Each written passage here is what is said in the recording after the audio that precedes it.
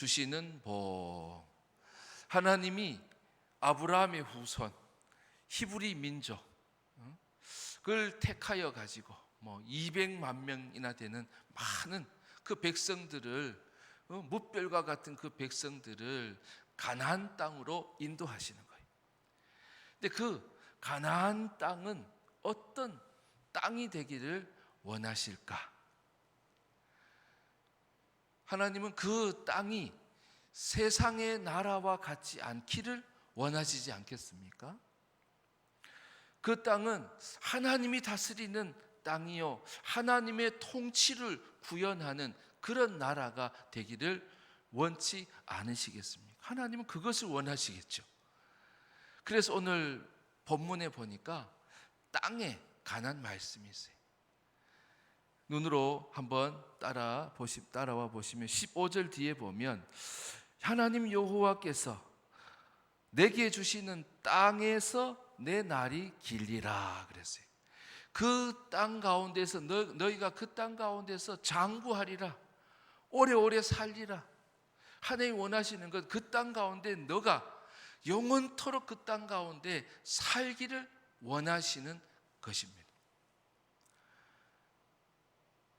그렇게 생각해 보면 그 땅 가운데서 영원토록 산다는 것은 영원한 나라, 영원한 나라.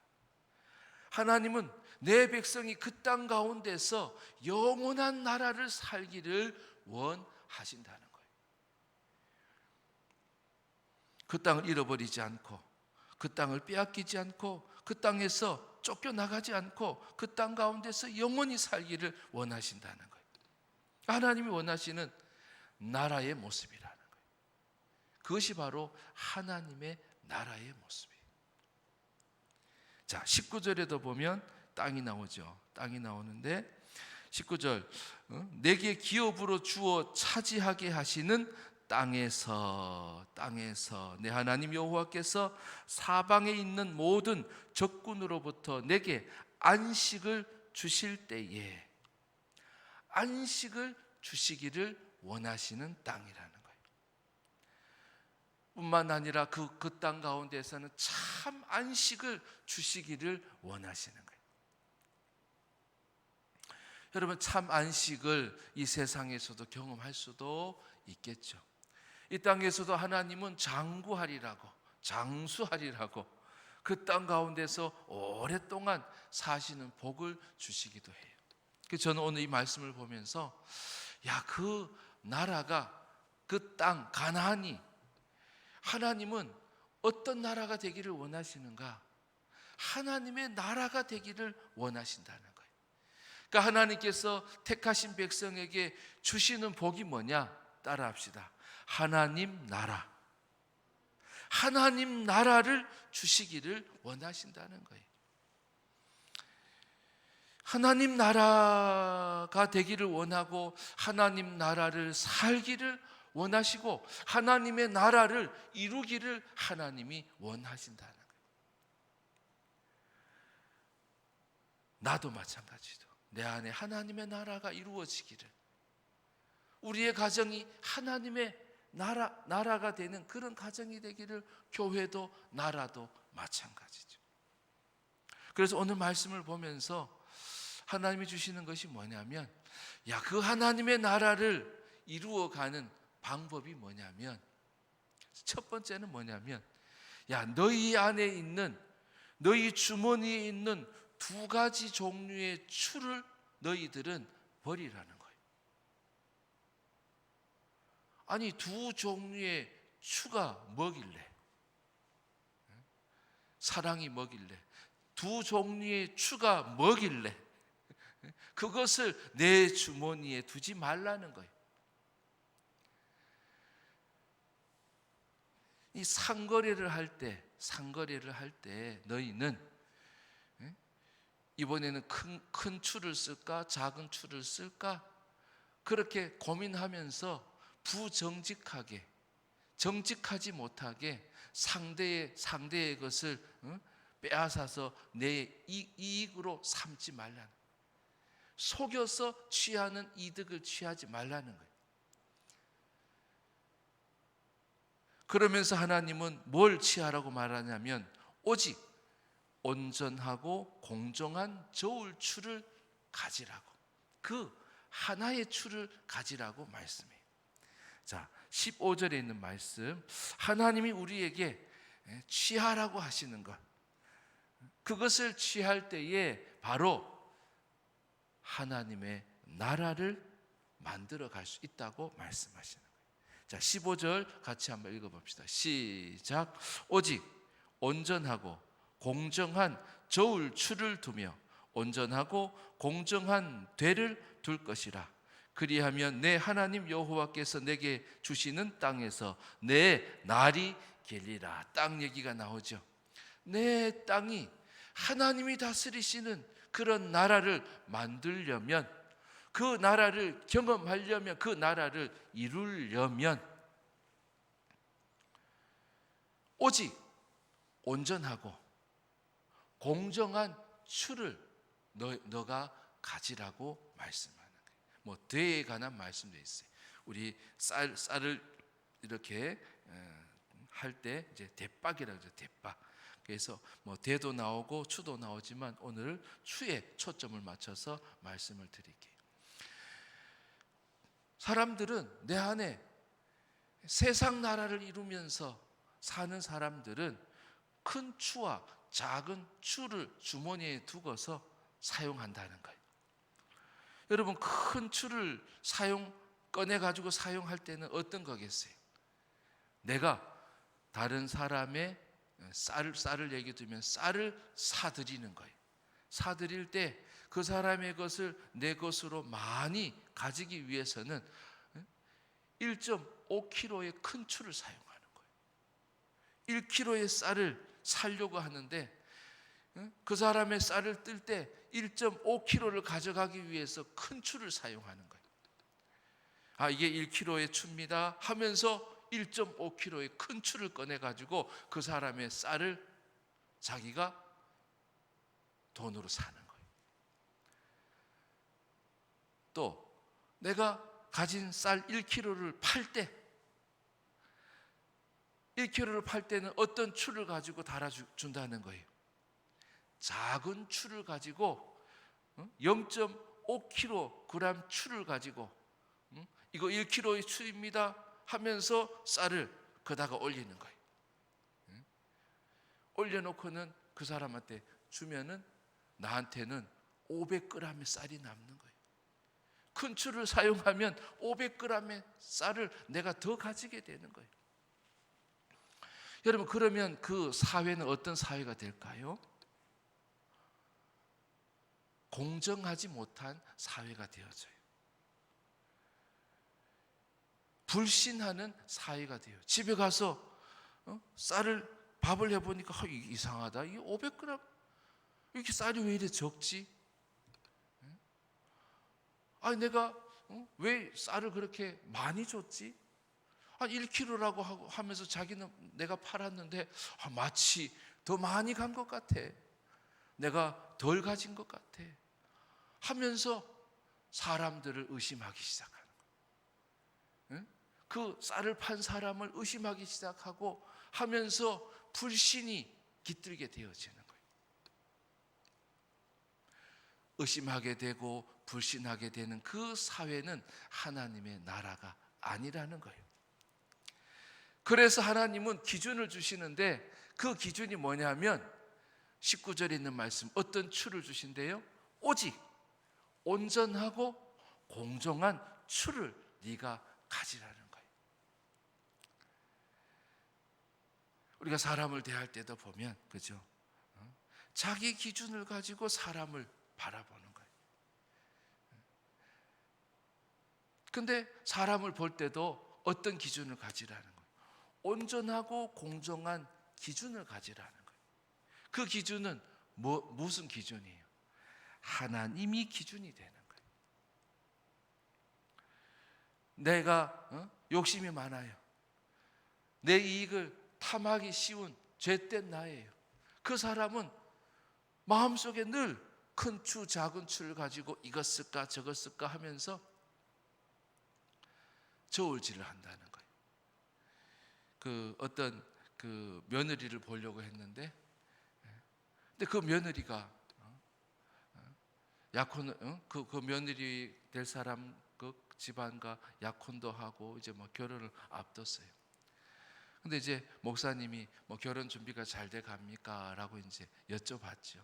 근데 그 권사님이 그러시는 거예요. 깨졌대요. 깨졌대요. 아, 왜요? 응? 그렇게 응? 곧 결혼 날짜도 잡고 그랬는데 왜 깨졌습니까? 그랬더니 알고 보니까요, 그 며느리 될 사람이, 며느리 될 그 자가 두 목소리를 가지더래요. 그러니까 여기 와서는 이 말하고 저기 와서는 저 말하고. 그러니까 자기가 필요한 대로, 자기에게 이익되는 대로 말을 자꾸 바꾸는 거예요. 사기꾼의 특징, 말을 바꾸는 거예요. 말 바꾸는 거예요. 사기꾼의 특징, 얼굴을 자꾸 바꾸는 거예요. 여기 가서는 강한 사람 앞에서는 굽신굽신거리고, 약한 자 앞에서는 인사도 안 받고, 힘 있는 사람 앞에서는 막 큰절을 하면서 자기에게 인사하는 사람은 약자라 싶으면 인사도 막 무시하고 말이지.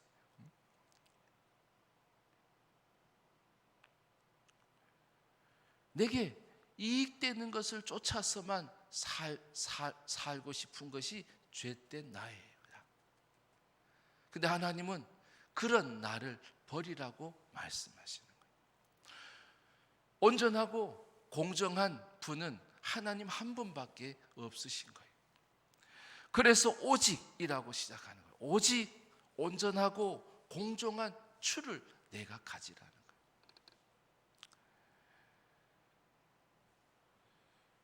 에스더서에 보면 그 에스더와 모르드게가 나오죠. 등장인물이 많지는 않아요. 근데 모르드게는 이 에스더, 지금 수상궁에서 왕후가 되어져 가지고 유대인임에도 불구하고 지혜로워서 또 사랑스러워서 그래서 왕후가 됐단 말이죠. 근데 이 하만이라고 하는 사람이 유대인들을 다 몰살하려고, 그래서 짱대에 달아가지고 다 유대인들을 죽일 계획을 했잖아요. 그때 에스더의 외삼촌 그 모르드게가 이 에스더에게 와서 얘기하는 거예요. 큰일 났다. 우리 민족이 다 죽게 되었다. 근데 너에게 기회가 있다고. 그 한 번의 기회를 네가 꼭 좀 사용하라고. 네가 왕에게 나아가서 이 하만의 이 괴계를 네가 드러내고, 그래서 유대인들을 우리를 살리라고. 근데 이 에스더가 왕후가 뭐 하나뿐은 아니겠죠. 근데 이 왕후가 왕 앞에 나아가는 것은 왕이 불러야 가는 게 왕후거든요. 근데 왕후가 불쑥 왕에게로 나아가는 것은 쉬운 일이 아니고 목숨을 걸어야 가능한 일이었어요. 근데 이 모르드게 하는 말에 에스더가 반응을 하죠.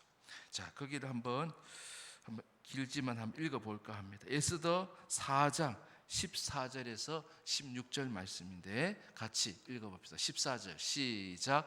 이 때에 내가 만일 잠잠하여 말이 없으면 유다인은 다른 데로 말미암아 노임과 구원을 얻으려니와 너와 내 아버지 집은 멸망하리라. 내가 왕후의 자리를 얻은 것이 이 때를 위함이 아닌지 누가 알겠느냐 하니. 15절 에스더가 모르드게에게 회답하여 이르되. 16절 당신은 가서 수산에 있는 유다인을 다 모으고 나를 위하여 금식하되 밤낮 3일을 먹지도 말고 마시지도 마소서. 나도 나의 시녀와 더불어 이렇게 금식한 후에 규례를 어기고 왕에게 나아가리니 죽으면 죽으리다 하니라. 밑줄 그어요. 죽으면 죽으리다. 여기 나와. 죽으면 죽으리다. 에스더의 말이에요. 자, 뭐 이익에 대한 얘기를 앞에서 했으니까요. 에스더에게 이익이 되는 건 뭐예요? 모르는 척 하는 거예요. 모르는 척 하는 거예요. 뭐 유다인이 죽든지 말든지 내가 안 죽으면, 내가 살면 되지 뭐. 그런 마음이 두 종류의 저울추를 가지고 있는 거예요.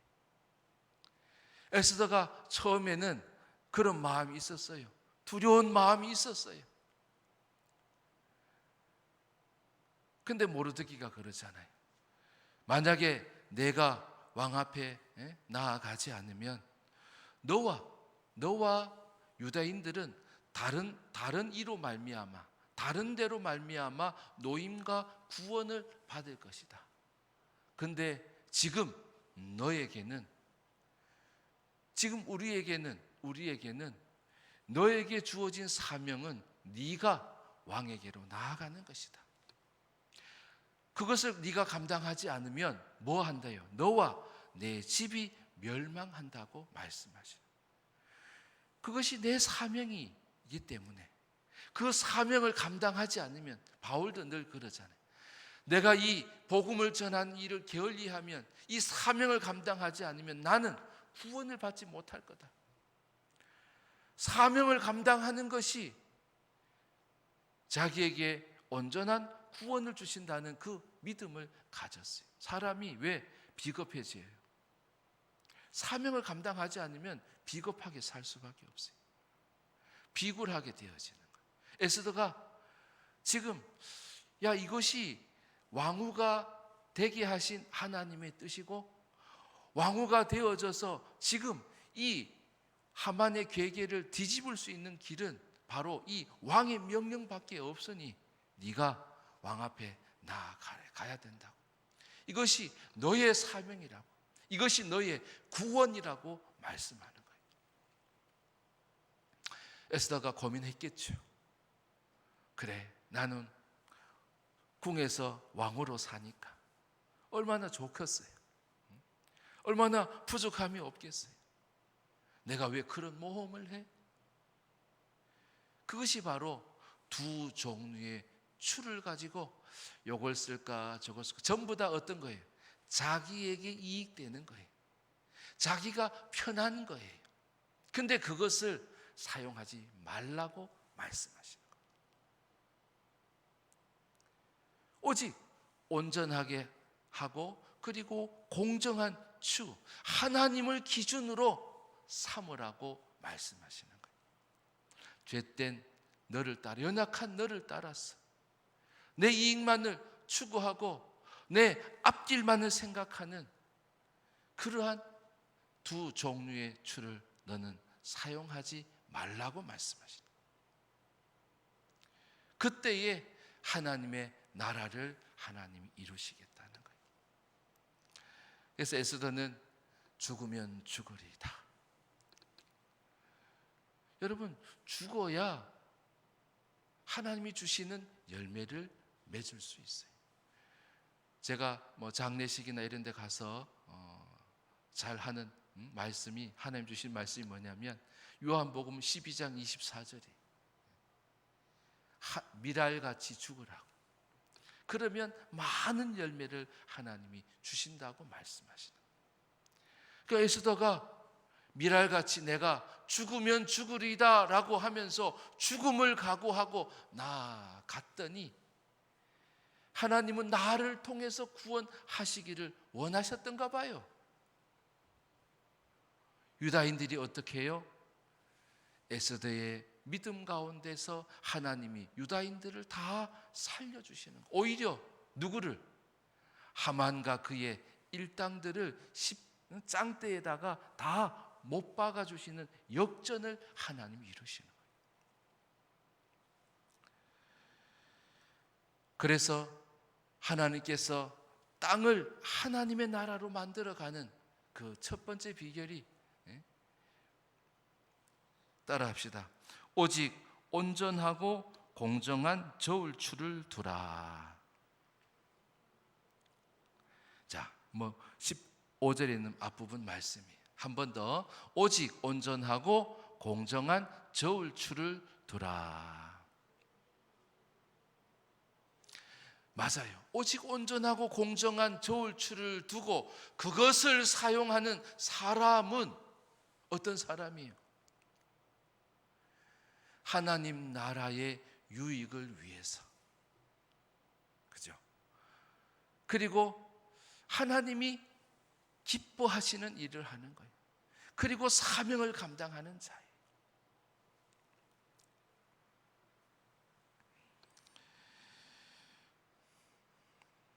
아버지가 원하시니까, 하나님 아버지가 원하시니까. 우리 지난주 말씀처럼 겟세마네 동산에서 예수님의 기도의 응답이 뭐예요? 그 응답은 내가 원하는 것이 아니라, 육신의 예수님이 원하시는 것이 아니라, 나는 고통스럽고 죽을 것 같지만 나는 십자가를 질게요 라고 예수님께서 응답 받으신 거예요. 그 응답은 아버지의 소원이니까. 그래서 아버지의 소원, 하나님을 기준으로 삼으니까, 하나님이 원하시니까, 하나님께서 명하시니까, 하나님께서 약속하셨으니까, 하나님은 그런 여러분이 되기를 원하신다는 거예요. 그런 여러분을 통하여서 하나님은 하나님의 나라를 이루어 가신다는 거예요.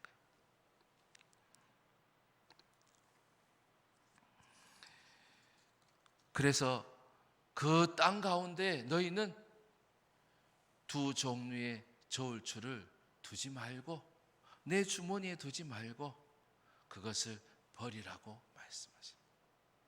뭘 취하라? 오직 온전하고 공정한 추, 하나님 기준의 추를, 그 기준의 추만을 삼고 그것을 따라서 행하라고 말씀하시는 것입니다. 하나님 원하시는 하나님의 나라는, 하나님의 백성이 거할 땅에는, 그 땅이 하나님의 통치와 다스리심을 이루는 나라가 되기 위해서는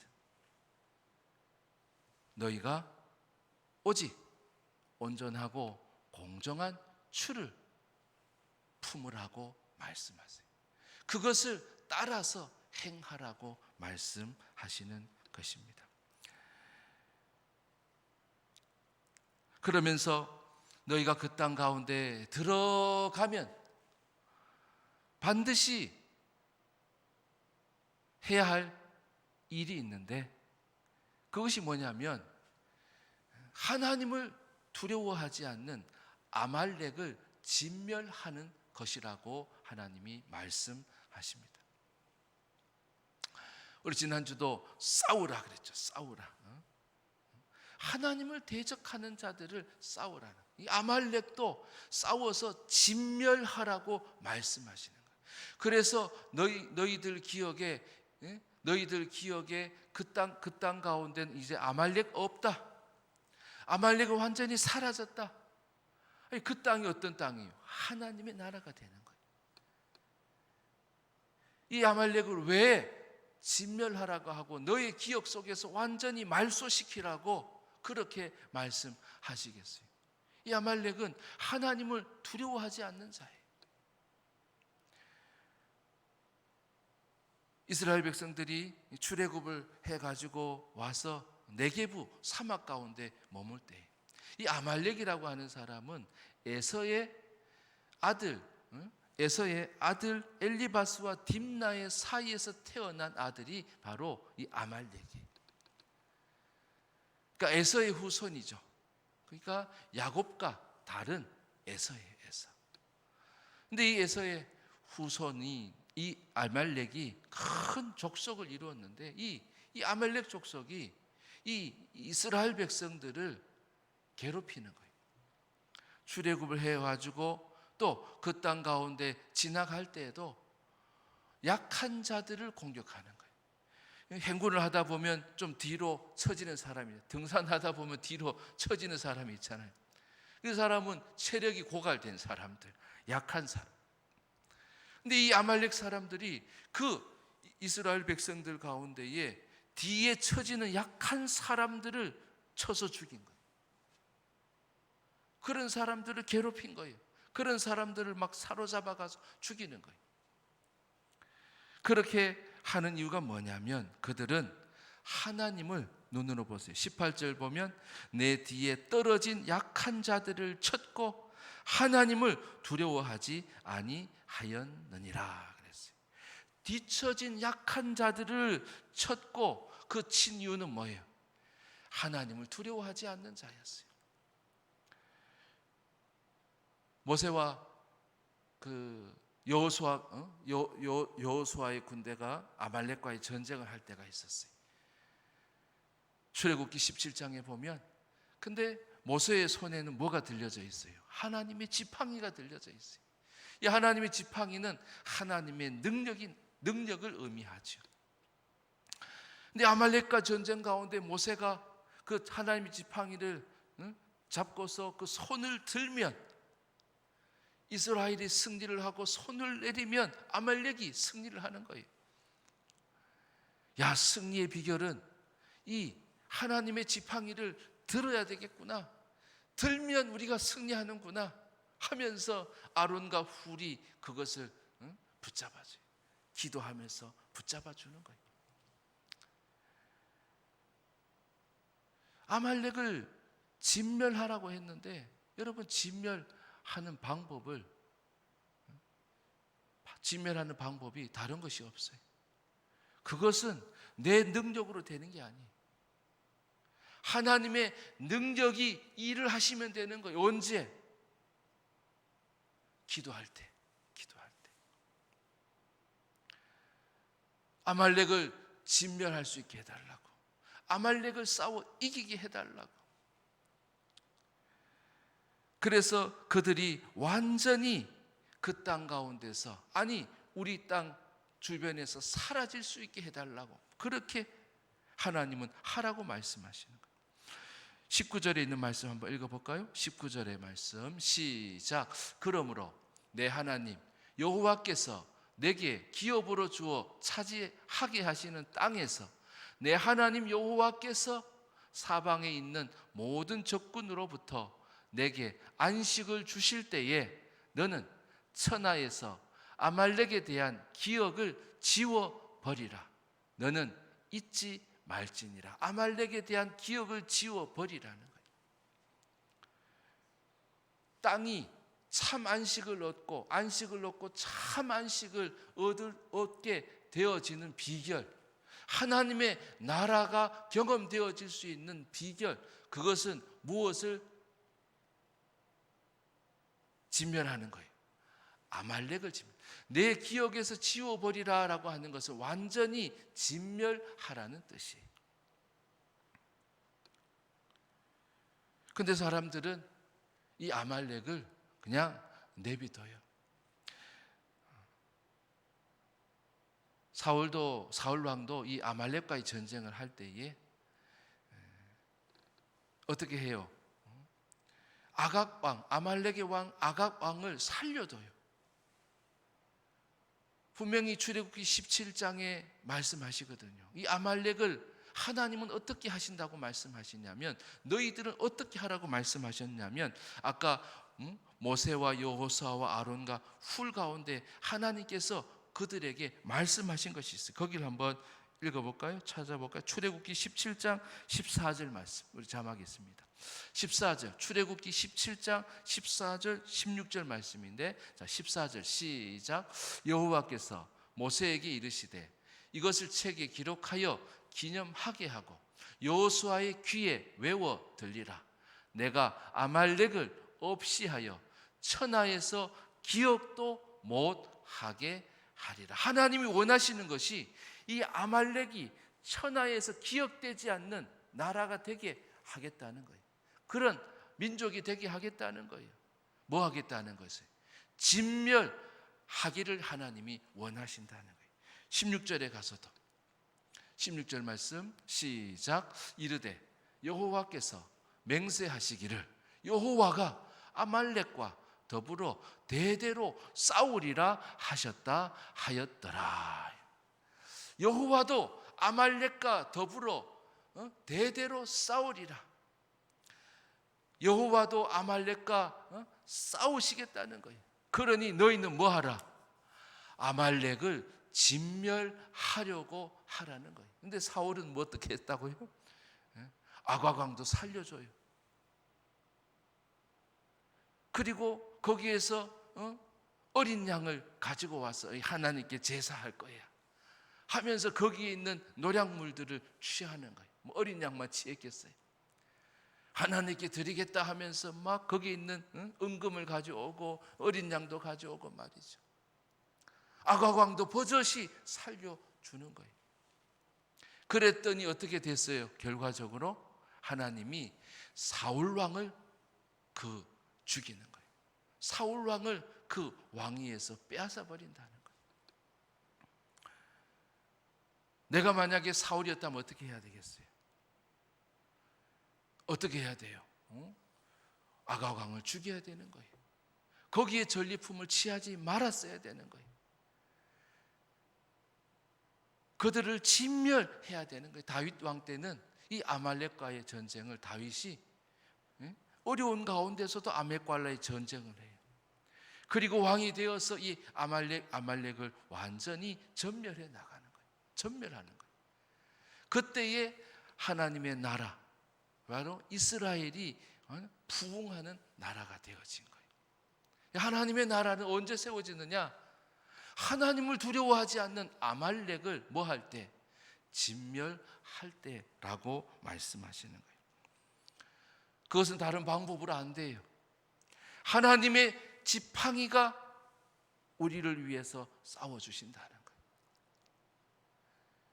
하나님께 기도하는 자들을 통하여서 하나님은 아말렉의 승리를 보여주셨다는 거예요. 순종하는 수밖에 없어요. 하나님의 명령에 순종하는 수밖에 없어요. 사울은 불순종했죠. 그래서 제사보다 순종이 낫다고 하나님께서 말씀하시는 거예요. 사울은 나를 따른 거예요. 내 이익을 따르는 거예요. 하나님을 핑계대고 자기의 유익을 취한 거예요. 사울 왕은. 그랬더니 아말렉을 진멸하지 못하니 뭐예요? 자기가 당하는 거예요. 자기가 당하는 거예요. 하나님은 우리에게 말씀하십니다. 따라합시다. 아말렉에 대한 기억을 지워버리라. 말씀 그대로 적었습니다. 아말렉에 대한 기억을 지워버리라는 거예요. 지워버리면 어떻게 되겠어요? 야, 이제 뭐 여호와를 두려워하지 않는 자가 없어요. 하나님을 경외하지 않는 자가 없어요. 그것이 하나님의 나라라는 거예요. 하나님의 나라를 이루기 위해서는 너는 아말렉과 싸우라는 거예요. 하나님을 두려워하지 않는 자와 싸우라는 거예요. 하나님의 지팡이가 너를 위해서 싸워줄 테니 하나님의 명령에 순종하고 싸우라는 거예요. 근데 그 전쟁 이길 수밖에 없어요. 왜? 하나님께서도 아까 출애굽기 17장 말씀처럼 내가 싸우리라고 말씀하시는 거예요. 나도 너희들의 기억 가운데 아말렉의 기억을 다 지워버리겠다. 지우기를 원한다고 하나님이 원하셨기 때문인 거예요. 아말렉에 대한 기억을 지워버리려고 믿음으로 싸우라는 거예요. 하나님의 능력을 믿고 싸우라는 거예요. 하나님께 순종하면서 싸우라는 거예요. 그때의 하나님은 무엇을 이루어 주신다? 참 안식을 주신다는 거예요. 그리고 그 땅 가운데 오래 살 수 있도록 또 하셨는데 그것은 다름이 아니라 신뢰를 구축하는 사회를 만들라는 거예요. 내 안에 있는 두 종류의 추를 버리라는 거예요. 오직 온전하고 공정한 저울 추를 하나님을 기준으로 삼는 그 삶을 살라고 말씀하시는 거예요. 그때에 하나님은 이 땅 가운데 어떤 나라, 세상 나라가 아닌 하나님의 나라를 이루어 주시겠다고 하나님이 약속하시는 것입니다. 여러분, 내가 머무는 땅을 한번 생각해 보세요. 그 땅이 어떤 땅입니까? 하나님은 그 땅을 하나님의 나라로 만들어 가기를 원하시는 것입니다.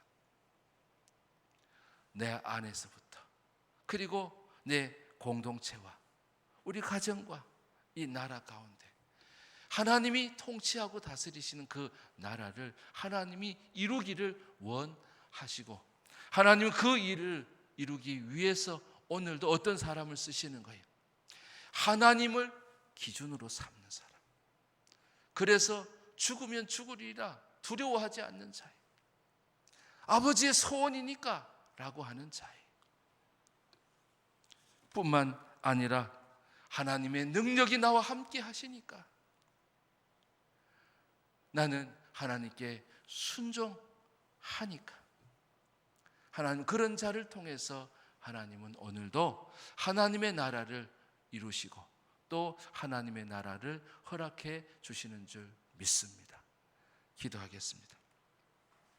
하나님 아버지, 탐욕과 욕심과 이기적인 나를 위해서 살지 않게 하옵소서. 내 기준을 삼아서 살지 않게 해주시고 오직 하나님의 기준을 따라서, 그리고 하나님의 능력을 믿고 또 하나님께 순종하면서 온전한 순종으로 하나님의 나라를 경험하게 하옵소서. 하나님의 나라를 오늘도 믿음의 사람들을 통하여서 이루어 주시옵소서. 예수님의 이름으로 기도합니다. 아멘.